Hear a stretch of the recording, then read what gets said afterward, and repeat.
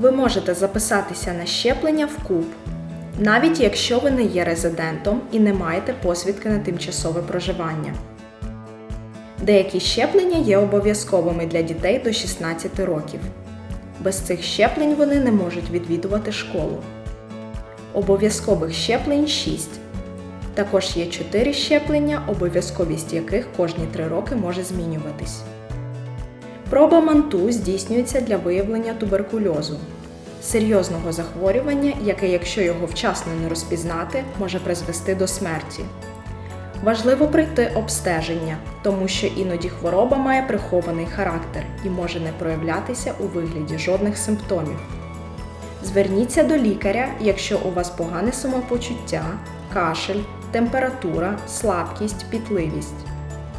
Для запису на прийом до спеціаліста необхідно показати направлення, виписане лікарем з КУП. Направлення лікаря призначене не тільки для доступу до пункту швидкої допомоги, а й для відвідування кабінету гінеколога, лікаря-педіатра чи окуліста.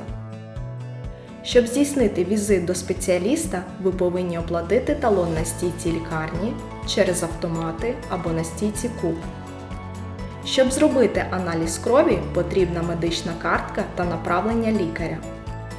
Лікар просить здати аналізи, щоб швидко зрозуміти стан вашого здоров'я.